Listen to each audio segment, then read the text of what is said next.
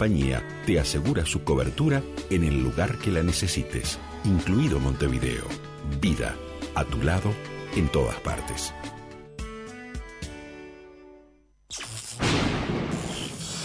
La calidad de un servicio se mide por los buenos resultados. Estamos en esos lugares donde hay que poner energía.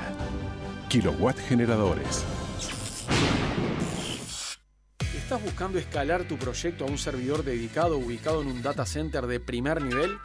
Ingresá a netui.net y te asesoraremos para que elijas el mejor servidor para tu empresa. Con Netui, crece en Internet.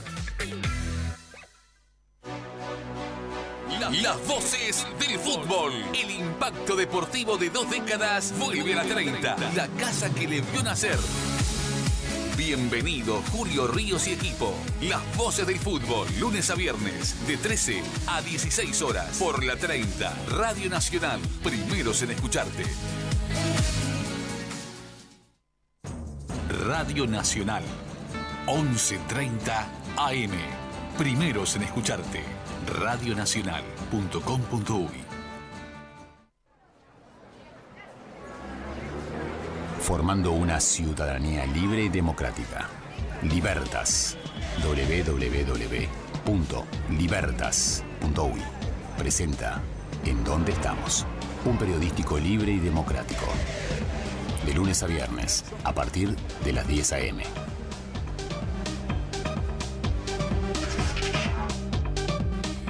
Buen día, sí, buen día. Buen día a la República Oriental del Uruguay, a todos aquellos que habitan el territorio de nuestra república y a aquellos que también están fuera de la misma, pero que siguen siendo parte de la ciudadanía de este hermosísimo país que hoy por hoy se encuentra en este contexto tan complejo de pandemia. Ya está con nosotros, ya le vamos a dar la palabra al economista Jorge Caumont, quien todos los miércoles, nos va ilustrando, va bajando a tierra para todos los que somos, no solo legos, porque el ego quiere decir algo así como aquel que se está iniciando en un conocimiento, los que somos menos que eso, los que no entendemos tanto de economía, pero la economía es la que afecta la vida de todos nosotros a diario, es la que llevan adelante, los gobiernos, la macroeconomía y la economía doméstica, la de todos los días, también se ve afectada por esos números que a veces nos parecen cifras o estadísticas de la NASA, pero que en verdad hacen a la realidad del país. Vamos a hablar con alguien que es licenciado en economía, quien fue una de las primeras personas que integró aquella generación de economistas que entendieron que la economía es la ciencia a aplicar en todos estos temas. Realiza una maestría, Masters of Arts, en la Universidad de Chicago. Tiene como docentes a los popes, a los grandes teóricos de la economía, considerada como una ciencia, inclusive la macro y la microeconomía. Por supuesto que fue docente universitario y durante mucho tiempo en la Universidad de la República, docente inclusive de la actual ministra de Economía. Integra uno de los equipos consultores, Caumont y Asociados, creo que junto a su hermano, que es de enorme prestigio en el país. Digo todo esto para que aquellos que no nos conocen aún, recién se integran al programa, entiendan la dimensión de este diálogo que pretendemos establecer con él. Digo pretendemos porque seguramente yo ya abrí mi cuaderno y más bien tomo apuntes, porque es como asistir a una clase de economía, si bien Jorge trata estos temas con mucha amabilidad y con mucha llaneza para que todos podamos entender. Hoy vamos a hablar de la reactivación económica desde dos perspectivas. Yo se lo planteé, le pareció muy buena idea. La perspectiva de, un plan nacional de viviendas que ya tiene su ley, es una ley incluso muy aplaudida en distintas épocas, generaciones, una ley a propuesta del arquitecto Serrato, un hombre del Partido Demócrata Cristiano, un sociólogo además en una especialidad de maestría en sociología urbana y de la arquitectura, profesor de sociología y arquitectura en la universidad, quien formuló esta ley que se va a aplicar después paradójicamente y muy bien en el gobierno autoritario de Pacheco Areco y va a seguir inclusive en el candelero público de las autoridades hasta el día de hoy como una ley que nos vuelve a plantear la necesidad de que se establezca una reactivación quizá a través de un gran plan nacional de viviendas y por otra parte de infraestructura. ¿Cómo le va, Jorge? Muy bien, ¿qué tal, Rubén? ¿Cómo está? Un gusto. Bien, un gusto estar con ustedes. A mí por lo general las presentaciones no me gustan mucho porque a veces se incurre en algún olvido, ¿verdad? Ah, sí, claro. Entonces yo prefiero decir, como decía Milton Friedman, cuando le preguntaban o se referían a él le gustaba que dijeran economista, no que dijeran profesor, escritor, claro. Yo que sé, innovador, sí, corredor de las editorialista. No le gustaba nada de eso, ¿no? Uh-huh. Porque siempre afuera muchas cosas que son importantes, como por ejemplo, en el caso mío hoy, yo cuando me echan de la Universidad de la República, uh-huh, en el año 2000, me fueron a buscar de las universidades privadas y estoy desde ese momento en la ORT en el posgrado de finanzas. Uh-huh. O sea que me gusta que se olviden, por ejemplo, de la ORT. Claro. Y no me gusta que digan que yo soy economista por la Universidad de la República, porque tengo mis serios reparos sobre el título que se concedía en esa época cuando los profesores eran, entre otros, Curiel, Astori, Trachtenberg, Etaloren. Uh-huh. Gente que economía pura, teoría económica, no estudió. Claro. Es decir, gente que se hizo tal vez, pero que era más bien de economía marxista, y eso a mí, claro, en la historia muestra qué es lo que ha pasado, ¿no? Con todo eso, ¿verdad? Sí, sin duda, así sin duda. Sin duda. Hoy no hay pelos en la lengua, hoy se pueden decir todas esas cosas. Entonces, una universidad desde el punto de vista de la economía flechada totalmente en aquel momento, uh-huh, y que no toleraba obviamente una persona que había ido a Chicago, ¿verdad? A estudiar, porque claro.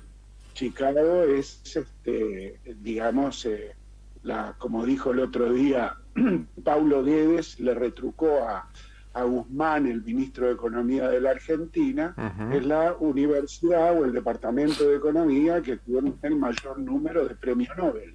Claro. O sea que el que quiera venir a discutir conmigo, por ejemplo, este tipo de cosas que yo estoy diciendo, uh-huh, respecto al pasado de la universidad, en lo que hace a la parte de economía, uh-huh, estoy a disposición. Y no solamente a Azucena, sino también de Erlito, también de Fernando Lorenzo, de alguno más, como Bonomo, toda esa gente amiga, toda además, ¿no? Conocidos pero amigos, sí, en definitiva. O sea que, bueno, eso era, digamos, un introito. No, me parece muy bien, Jorge. Vayamos a los hechos, ¿no? Vayamos a lo que... Vamos al tema, pero a veces yo le entiendo perfectamente, y está bueno además que haya hecho toda esta aclaración, porque mire qué tema plantea, ¿no? Puede ser un lindo tema para incluso instalar un debate en estos temas económicos entre las personalidades que mencionó y usted respecto a esa diferencia que hay entre la formación de un economista en aquella Universidad de Chicago, que es la universidad que formó en la teoría económica. Yo recuerdo a John Gray, el economista, cuando plantea en su libro Liberalismo, y plantea a raíz de muchos planteos anteriores a él, por supuesto, recopilando economistas y filósofos de la economía, que el marxismo es una ideología que no calza los puntos de una teoría científica, económica, y eso está dentro del marco de las teorías de las ciencias sociales incluso, ¿no? Daría para todo un programa. Pero vamos al punto entonces, Jorge, pero me parecía importante que la gente entendiera con quién estamos hablando estos temas, que creo que son de alta sensibilidad hoy por hoy. E incluso escuché a la ingeniera Cose, a la intendenta, plantear en una entrevista, creo que hace 2 días atrás, en Canal 4, que hay un plan junto al gobierno, parece, y que está ahí en las gateras, de hacer una reactivación económica a través de un plan de vivienda incluso, y a través de infraestructura. Yo no sé usted qué visión tiene de ese tema, qué efectos positivos puede traer aparejado un plan nacional de viviendas, reactivar un plan nacional de viviendas, por ejemplo. Yo creo que es importante, sobre todo la tasa de interés en el mundo y en Uruguay y en todos lados es relativamente muy baja. Hay mucho ahorro que no tiene un destino claro en cuanto, desde el punto de vista financiero me refiero, Sí, claro. dado que las tasas de interés, o sea, la remuneración no es muy buena Ujú. hoy día, ¿verdad? Sí, sí, sí. Es decir, los bancos hoy tienen depósitos, 15.000 millones de dólares en pesos y dólares, perdón, 30.000 y algo, 32.000 millones, y tienen colocaciones por 15.000 millones. Ujú. O sea que hay un exceso de depósitos sobre créditos Ujú. en general.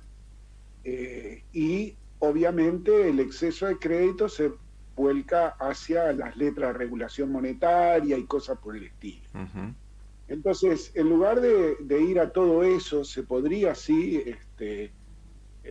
llevar al terreno de la inversión inmobiliaria. Ujú. Pero primero yo creo que antes de todo eso hay que hacerlo desde otro punto de vista, no desde el punto de vista solamente privado, sino también desde el punto de vista público. Es decir, hay instrumentos, por ejemplo en Estados Unidos hay un par de, la Fannie Mae y todo eso, son instituciones financieras que utilizan lo que se llama la securitización de hipotecas. ¿Cómo es eso, Jorge?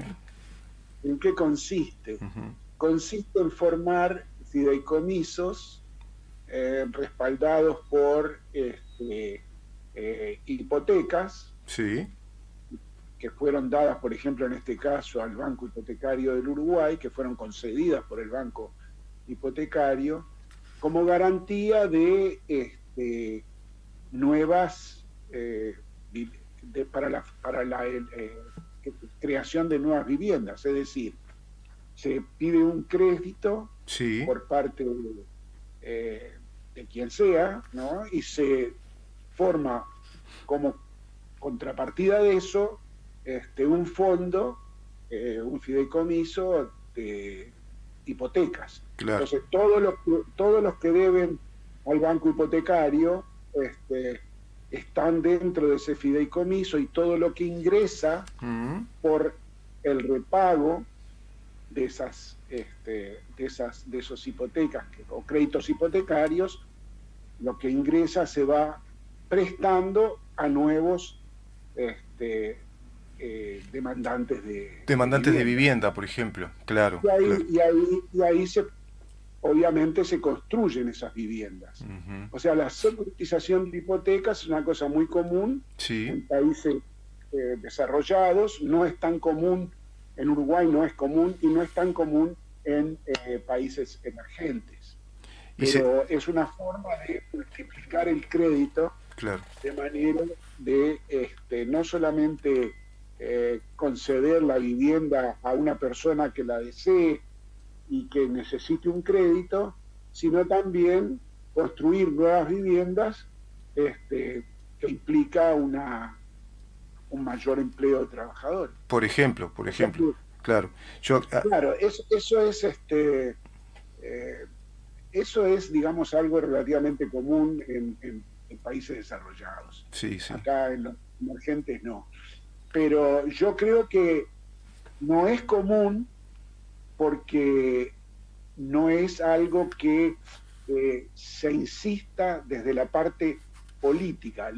Yo creo que los técnicos, sobre todo el Banco Hipotecario, deben saber todo eso, Ujú. pero de la parte política no se insiste en ese tipo de cosas, porque creo que hay ignorancia del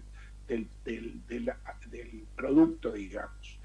Claro, Así que, de todos los efectos positivos que provoca incluso en una cadena económica, ¿no? Porque, sin duda, por ejemplo, cuando usted dice fideicomiso es un fondo de administración que tienen determinados titulares, ¿no? No, es así. claro. Bueno, Sí, ese fondo de administración, un fondo económico X, ¿no? También puede ser, Sí. además de ser respaldado por créditos hipotecarios, por garantías, por ejemplo, hipotecarias. Usted una vez nos dijo, al pasar, si no me equivoco, que puede ser también un instrumento financiero que determinadas empresas fueran a ese tipo de fideicomiso y pudieran manejar esos fondos, inclusive como fondos de inversión, por ejemplo, para vivienda. Y quizá ya empiezo a pensar en empresas inmobiliarias, empresas de construcción, que también desde el sector privado se pueda dinamizar. Podría ser eso, y a su vez también por el lado público. Sí, yo dije primero por el lado público para hacerlo más conocido, más producto, pero inmediatamente va a tener la copia, digamos, o la... Sí, hola.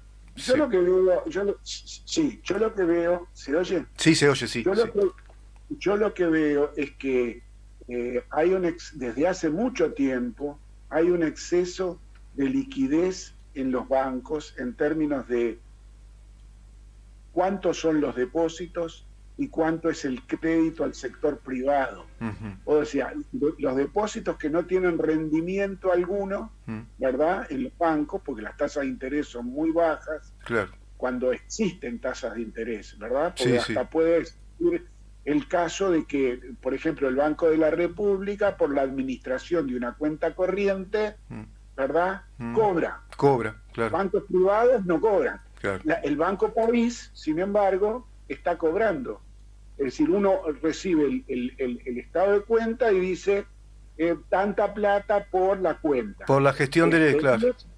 Seguro, y eso es por la gestión, pero antes cuando las tasas de interés eran altas, el negocio bancario era la intermediación. Claro. Y cuando uno tiene el dinero en el banco, supuestamente el banco lo usa para prestar, ¿verdad? Exacto. Entonces, y bueno, cuando las tasas eran altas, eso no se cobraba.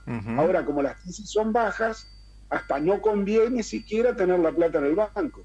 Sí, seguro. O sea que seguro. El tema es que, bueno, no, es una exageración decir que no conviene, pero lo que quiero decir es que no es un buen negocio, digamos, como podría ser en otras épocas.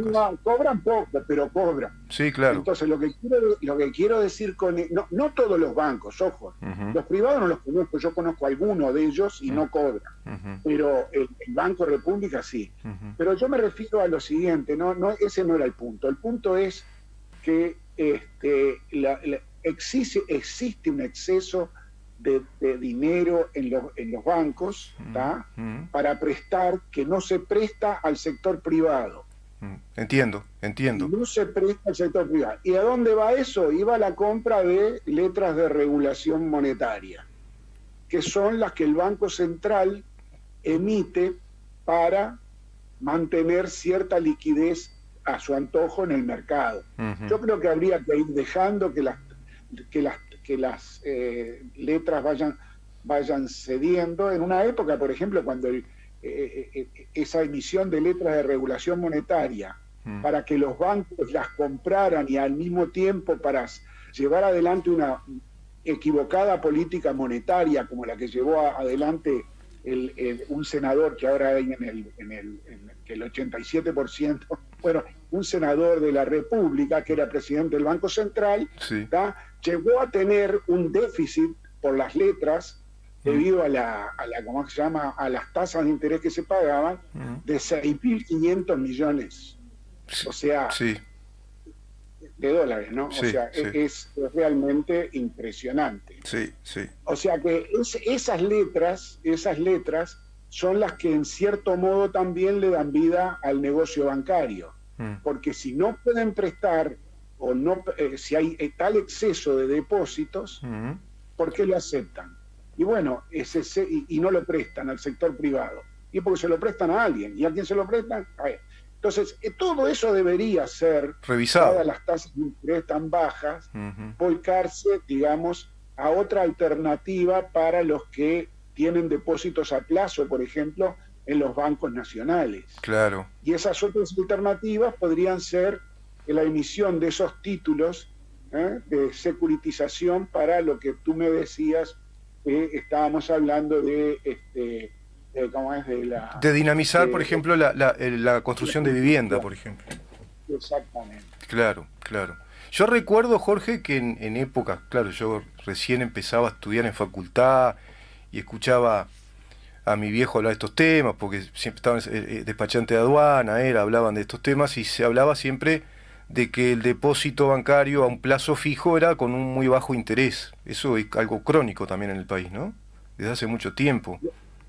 Pero hoy, sí, bueno, pero había interés. Pero había interés. Sí, había. Una tasa de interés. Hoy no hay nada, hoy te cobran. No, hoy cobran por el servicio que brindan en cuanto a yo que sé, a proteger y administrar ese dinero. Y es más, y está la otra modalidad que es directamente las cajas de ahorro, que es como tener un cofre Ford pero en el banco. En vez de tenerlo en la casa e ir guardando plata, queda ahí y tampoco da ningún tipo de interés ni nada por el... O sea, lo que usted está planteando es que a través de ese exceso de reservas de ahorro de dinero encapsuladas en esas letras, es como una plata ociosa, ¿no? Una plata parada ahí, que a su vez generó también pérdidas y no se vuelca al mercado privado para, por ejemplo, dinamizar las inversiones. Sí, ese dinero en realidad gran parte del exceso de depósitos en los bancos lo absorbe el Banco Central a través de la colocación de las letras de regulación monetaria. Exacto.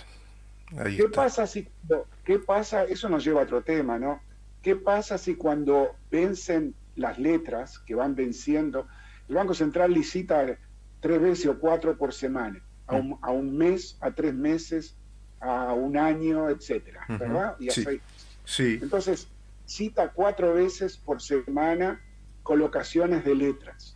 Entonces, el caramelo que le da a los bancos, el caramelo es la tasa de interés que paga por esas letras. Claro. Paga, por ejemplo, por una letra que vence en un mes, le paga al banco, si el banco le compra la letra y le entrega la plata para comprar la letra, le paga casi el 5% o 4,90 de tasa de interés. Claro. Y el banco, con ese 4,90 anual, ¿verdad? Sí. Si fuera un año, por ejemplo, sería más, sería 6 y algo, 6,5, una cosa así, no sé en este momento, esta semana pasada cuánto estuvo, pero creo que era 6,5%, 6,5%, el banco no es el dueño de la plata. El dueño de la plata en última instancia, ¿quién es? Es el que depositó el dinero. ¿Y cuánto le pagó el banco al que depositó el dinero? 0.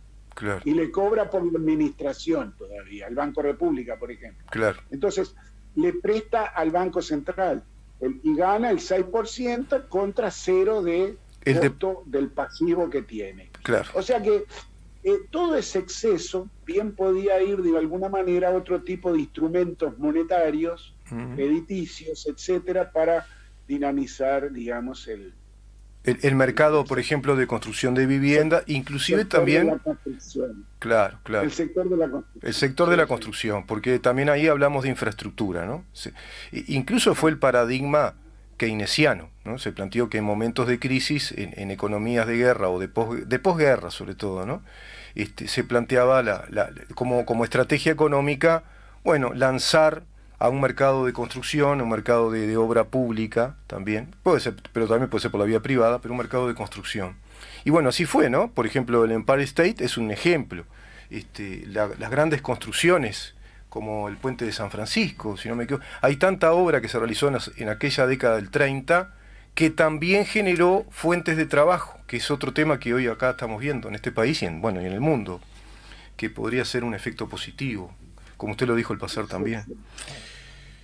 Bueno, eso nos lleva a otras conversaciones respecto a la política fiscal, cómo debería ser, etcétera, ¿no? Sí, que usted ya lo ha planteado eso también, ¿no? Es algo relativamente más complejo desde el punto de vista del análisis económico. Sí, claro. Sí, acá estamos manejando ideas, ¿no? Yo estoy tirando ideas.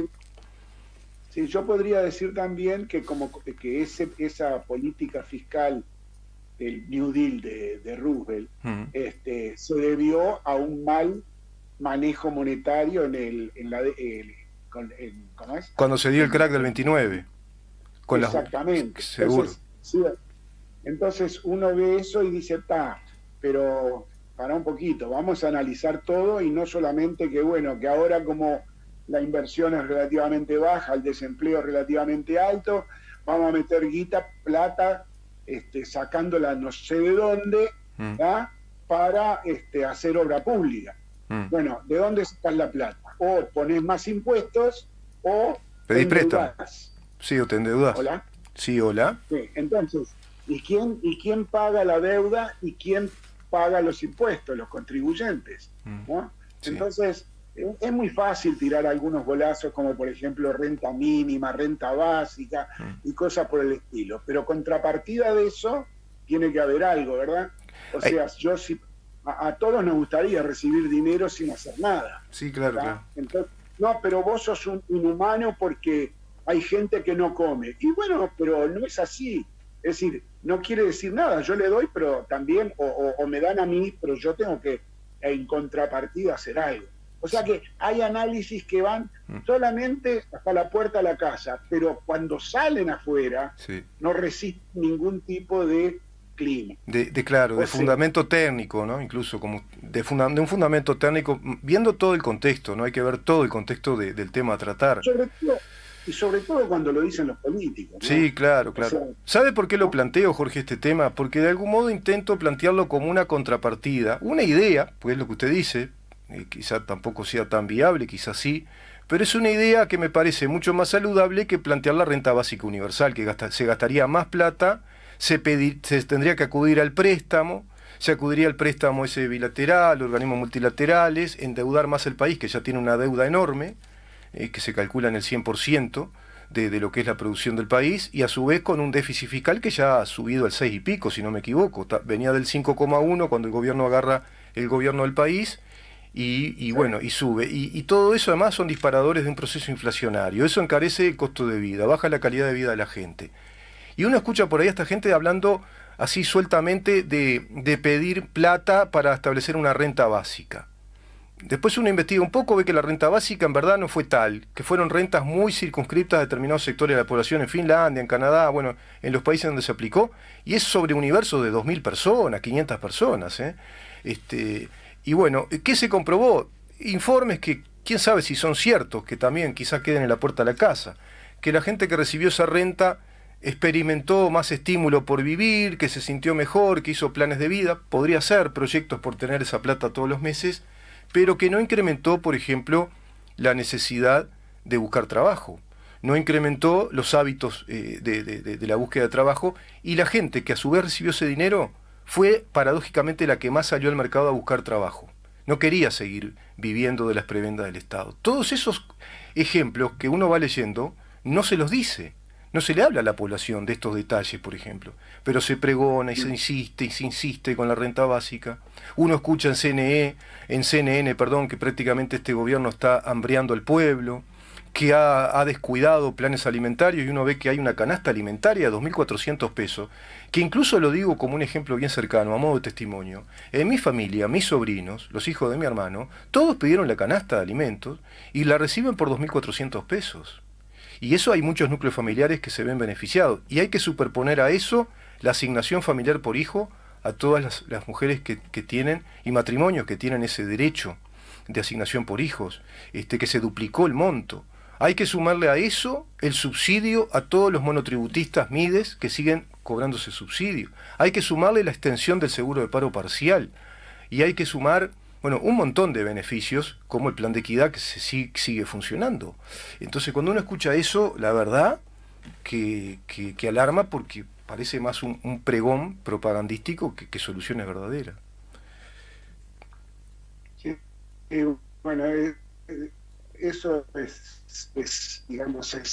fruto de la política, o sea, del deseo de determinada gente, sea de un lado o de otro, de tener el apoyo de muchas personas que lamentablemente no tienen el capital humano necesario como para entender cuáles son las consecuencias de todo eso. Claro. Y yo creo que también dentro de los que lo proponen tampoco tienen el capital humano suficiente, ¿no? Como para entender que el perjuicio que causa eso es superior al beneficio para el país que le provoca a ellos tener más votantes. Claro. O sea que yo escucho y veo y dicen, el economista fulano de tal propone renta básica, y lo dice con tremendo, y lo veo en el informativo y digo, pero este muchacho realmente es economista. ¿Qué aprendió de economía? ¿Cuál es el quid pro quo? Es decir, ¿cuál es el incentivo que le está dando a la persona que le da el dinero? Claro. O sea, eso va a generar mayor educación de parte de sus hijos o mayor incorporación de técnica para trabajar, de capital humano, de cosas. Sí. No, es un incentivo para sentarse como estaba antes, lo único que con un pedazo de pan. Pero eso no es solo lo que hay que buscar. Lo que hay que buscar es que sea un incentivo para mejorar, no para mantenerse sin hacer nada. Como yo recuerdo que una ministra del Mides, creo que era, no sé, una cosa así, sí, era del Mides, decía que no, a quien se le daba no había que exigirle contrapartida. Claro, sí. Yo no creo. Bueno, pero no estábamos en eso, ¿no? No. Estábamos en otra cosa. Pero claro, en la contrapartida de eso, que sería, para mí al menos, lo que yo puedo visualizar es, si existiera un plan, por supuesto que seguramente focalizado, puntualizado según áreas del país, regiones, que vaya acompañado de una infraestructura, un plan de vivienda, generaría trabajo, cadena económica que se reactivaría, desde el transporte del material pesado para la construcción, empresas de construcción, ferretería, cerrajería de obra, qué sé yo, mano de obra especializada, cableado. Hay toda una... Inclusive cuando hay planes, uno ve incluso en lugares donde se están construyendo vivienda, la gente después vaya a hacer el asado y tiene que comer y se cansa. Y le viene el hambre, y todo eso también genera que de pronto en esa zona, la zona comercial, de comercio que están ahí, también ven incrementada su actividad económica y comercial, porque hay un lugar donde hay, bueno, un plan de construcción de vivienda, o se está haciendo un puente a nuevo, lo que fuere, no sé. Se me ocurre pensar así. Creo que eso sería muchísimo más saludable, generaría hábitos de trabajo, como ahora cuando veo este plan de los jornales solidarios del que se está hablando por 6 meses. Bueno, hay un universo de 15.000 personas que de pronto a partir de ahí estaría bueno después que eso se monitoreara y se le explicara a la población qué resultados tiene, si esa gente también va a ser preparada por lo menos en mínimas técnicas de oficios, que los pueda inducir después a estudiar de pronto carreras técnicas, carreras de oficio que hay en la UTU. Todo eso sería muy, muy saludable para una sociedad. Sí, yo creo que sí. Pero bueno, hoy es lo que tenemos. Yo creo que a este factor exógeno de la pandemia ha impedido la aplicación de determinadas cosas que se iban a hacer, de determinadas políticas, y bueno, y lamentablemente tenemos que vivir con ese factor por un tiempo más. Yo creo que va a seguir siendo muy incierto el panorama como para decir va a pasar tal cosa o va a pasar tal otra, se va a poder aplicar tal política o tal otra. ¿Qué habría pasado hoy, ¿no? Si hubiese concedido la renta básica en marzo o en abril o en mayo del año pasado?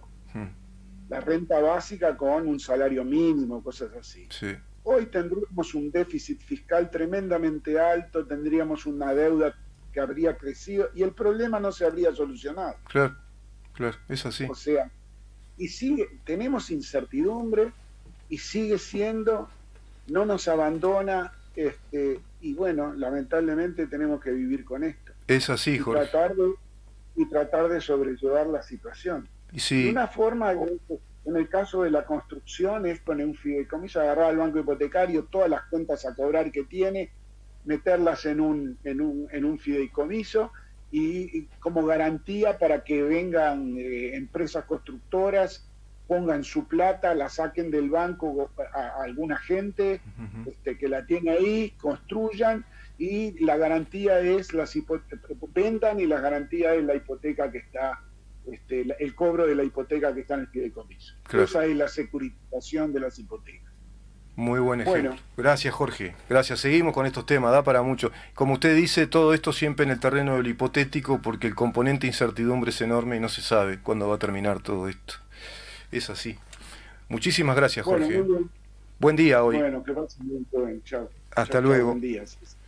El economista Jorge Caumont, hablando con nosotros acerca de un tema que es enorme, que tiene que ver con la historia del país incluso, y que se acudió a ese tema, que es un Plan Nacional de Viviendas a través de una ley, que es un instrumento muy viable, y que bueno, hoy por un montón de componentes o de factores, fundamentalmente incertidumbre y un agotamiento del sistema político en el tema pandemia, no se está hablando tanto, pero surgen voces que hablan de otras aparentes soluciones, como renta básica, y a su vez toda una propaganda que negativiza muchísimo lo que está pasando en el país, más allá de aprobar o no la gestión de un gobierno, sea este o sea cualquiera.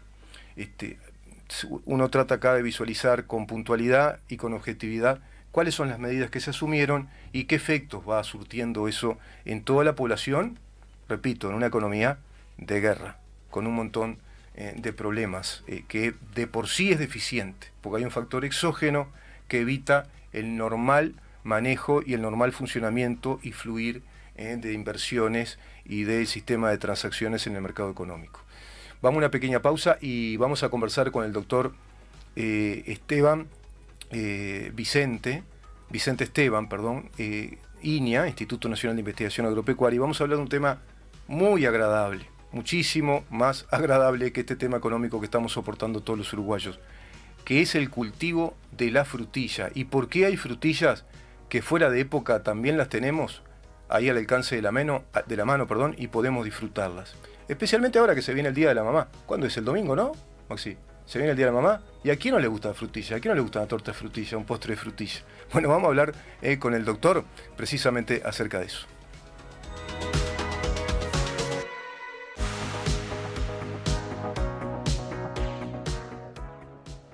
¿En dónde estamos? Es una producción de Organización Libertas. www.libertas.uy. Una puesta al aire de CX30, Radio Nacional. Periodismo independiente, libre y democrático. De lunes a viernes, a partir de las 10 a.m. Guión y conducción de Rubén Moyano. Hay cosas que ya sabíamos de antes, como que lavarte las manos más y mejor te protege de los gérmenes. O que si necesitas un acompañante para vos y tu familia, es mejor que lo haga alguien que sepa de salud. Por eso preferís Acompaña, la única que te asegura un servicio totalmente a cargo de enfermeros titulados. Acompaña, enfermeros que te cuidan. 0800-8939. Pensá en tu economía, pensá en el medio ambiente. Tenemos reciclados de cartuchos compatibles y originales. Reparación de impresoras, equipos PC y notebook. ¿Dónde? En Refil Uruguay, Avenida Italia 3058, Casi Maipú. Búscanos en todas las redes sociales o en WhatsApp 092-660-530. Refil Uruguay. Café Jurado, directamente desde la planta hasta su propia taza, siempre garantizando la mejor calidad. Café Jurado, su cuerpo, su intenso sabor y su aroma hacen de nuestro café un placer único. Desde 1912, pasión por el café.